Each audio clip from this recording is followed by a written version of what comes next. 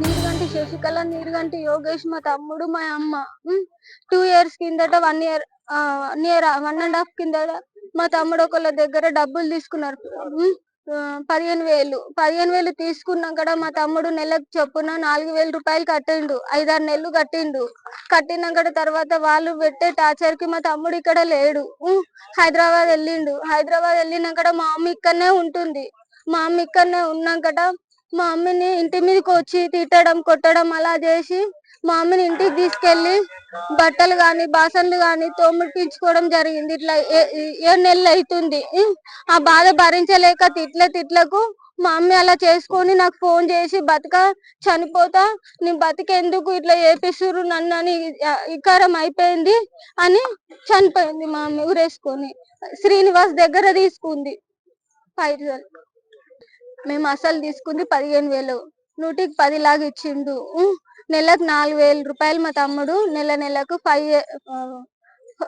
5 months కట్టిండు మా తమ్ముడు. ఇప్పుడు మమ్మల్ని ఇంకా ఇంటి మీదకి వచ్చి మా అమ్మ ఒక్కదన్న ఉండి చూసి అట్లా చేస్తున్నాడు సార్. మా తమ్ముడు లేడు, ఇక్కడ హైదరాబాద్ లో ఉంటుంది. మా అమ్మ ఒక్కతే ఉంటుంది. మా అమ్మ మీకు వచ్చి ఇంటి మీకు వచ్చి కొట్టడం తిట్టడం అలా చేసి ఇంటి మీకు వచ్చి బోళ్ళు తోమిపించుకోవడం బట్టలు విండిపించుకోవడం చేస్తున్నాడు. ఇంకా మా రోజు వెళ్ళినా కానీ మా అమ్మని తిడుతున్నాడంట, చేస్తున్నాడంట. మా తమ్ముడు ఈ మంత్ లాస్ట్ అన్న 1 month అన్న ఆగండి కట్టేస్తా అని అన్నాడంట. అయినా ఆగుతలేడంట. రోజు తిడుతున్నాడంట. గలీజ్ మాటలు అంటున్నాడు. ఒకసారి ఇంట్లో నుండి బౌళ్ళు అన్ని బయట పడేసిండ్రు చేసిండ్రు. అది జరిగింది. శ్రీనివాస్ గడ్డ బుడదజంగ శ్రీనివాస్ వడ్డీ వ్యాపారం. ఈ రోజు జరిగినటువంటి ఈమె ఉరి పెట్టుకోవడం ఎవరైతే ఉన్నారో వ్యక్తి నీరుగంటి శశికళ ఇప్పుడు ఇది ఉరి పెట్టుకొని చనిపోవడం జరిగింది. ఆమె కేవలం వాళ్ళ అబ్బాయి తీసుకున్నటువంటి డబ్బులు 15,000 రూపాయలు గంధం శ్రీనివాస్ అనే బుడగజంగం కులానికి చెందిన వ్యక్తి దగ్గర వడ్డీకి తీసుకోవడం జరిగింది. పెద్ద వడ్డీ, పెద్ద ఇంట్రెస్ట్. అలాగని మంత్లీ 4,000 రూపాయలు కూడా అతను ఇవ్వడం 6 నెలలు కట్టిండట. మళ్ళీ ఇంకా డబ్బులు ఇవ్వాలని చెప్పి హింసిస్తూ ఆ పిల్లాన్ని కూడా టార్చర్ చేస్తే ఆ పిల్లాడు ఊరు వదిలేసి వెళ్ళిపోయిండు వీళ్ళ టార్చర్కి. ఎవరైతే శశికళ ఉన్నదో ఆమెని ఇంటి మీదకి దాడి చేసి సామాన్లు బయటపడేసి ఆమెను కొట్టి ఆమెను లాక్కెళ్ళి వాళ్ళ ఇంటి లోపల ప్రతిరోజు బాసాన్లు బట్టలు పిండించుకోవడం, ఎట్టి చాకరీ చేయించుకోవడం, ఆమెకు మానసికంగా ఆమె కుంగిపోయి మా కులానికి వచ్చి మా సంఘం చెప్పడం జరిగింది. మేము గతంలో కూడా మేము వాళ్ళ దగ్గరికి వెళ్ళి మాట్లాడదామని చెప్పి కూడా డిపార్ట్మెంట్ ఆఫీసర్లతో సిఐ గారితో మేము మాట్లాడము. సార్ కూడా మీరు రమ్మండి మేము హెల్ప్ చేస్తామన్నారు.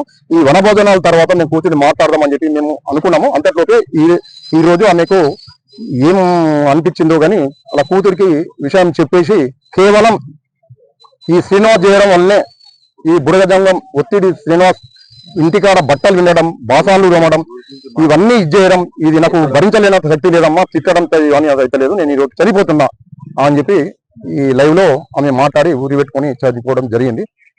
దీని మీద తక్షణమే పైన చర్య తీసుకోవాలని డిపార్ట్మెంట్ పరంగా మేము కులస్తులము పెద్ద మనుషులు అందరం కూసల కులస్తులం అందరం కోరుకుంటున్నాము. ఆర్మూర్ పట్టణంలోని రాజారాం నగర్ కాలనీలో నీరుగంటి శశికళ అనే మహిళ తన కొడుకు అవసరాల నిమిత్తము గంధం శ్రీనివాస్ అనే వ్యక్తి దగ్గర 2024 సెప్టెంబర్లో తన వద్ద తన కొడుకు అవసరాల నిమిత్తము 15,000 రూపాయలు అప్పుగా తీసుకుంది. ఇట్టి విషయంలో గంధం శ్రీనివాసు అధిక వడ్డీ పేరుతో ఎక్కువ రూపాయలు వసూలు చేసి ఆ వడ్డీ పేరు మీద తన ఇంట్లో గత 4 నెలల సంధి పని చేయించుకుంటూ వేధింపులకు గురి చేయడం వల్ల 16 నాడు మధ్యాహ్నం 2 గంటలకు తన ఇంట్లో ఎవరు లేనప్పుడు వేధింపులు తట్టుకోలేక ఉరి వేసుకొని చనిపోయింది. ఇట్టి విషయంలో తన కుమారుడు యోగేశ్వర్ నిన్న ఫిర్యాదు చేయడంతో దీనిపైన కేసు నమోదు చేసి దర్యాప్తు చేస్తున్నాము. ఆర్మూర్ పట్టణంలోని ప్రజలకు పోలీసు వారి విజ్ఞప్తి ఏమనగా ఎవరైనా బాధితులు అధిక వడ్డీలతోని వేధింపులకు గురి చేసినట్టయితే ధైర్యంగా పోలీస్ స్టేషన్కి వచ్చి ఫిర్యాదు చేయగలరు. వారిపైన కఠిన చర్యలు తీసుకుంటారు.